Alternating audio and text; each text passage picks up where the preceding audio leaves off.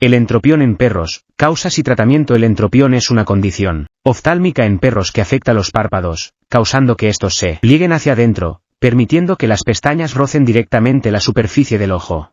Esta anormalidad anatómica puede causar irritación, inflamación y molestias significativas para el animal afectado. Las causas del entropión en perros son principalmente genéticas, aunque otros factores pueden contribuir al desarrollo de esta condición. El mastín napolitano es propenso a padecer entropión debido a su anatomía facial peculiar. Los síntomas del entropión en perros suelen incluir enrojecimiento ocular, lagrimeo excesivo, parpadeo frecuente y comportamiento incómodo al tocar el área afectada. La presencia de estas señales debe alertar a los dueños de mascotas para buscar atención veterinaria, ya que el entropión no solo afecta la calidad de vida del perro, sino que también puede llevar a complicaciones más graves, como úlceras corneales o infecciones recurrentes. El tratamiento del entropión en perros suele implicar intervenciones quirúrgicas correctivas.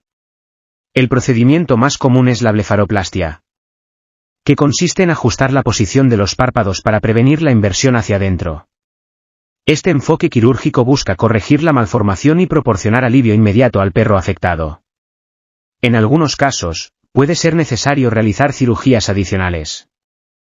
La prevención del entropión en perros implica el monitorear la salud ocular regularmente para ayudar a detectar y abordar cualquier signo temprano de entropión. En conclusión, el entropión en perros es una condición oftálmica que puede afectar significativamente la calidad de vida de la mascota. La identificación temprana de síntomas y la búsqueda de tratamiento veterinarios son fundamentales para garantizar el bienestar ocular de los perros afectados.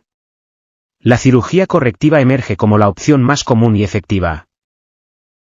Espero que esta información te sea útil. Si te gustó el vídeo no olvides dejar tu comentario, suscribirte al canal y activar la campanita para seguir disfrutando de otros vídeos. Gracias y mucha suerte.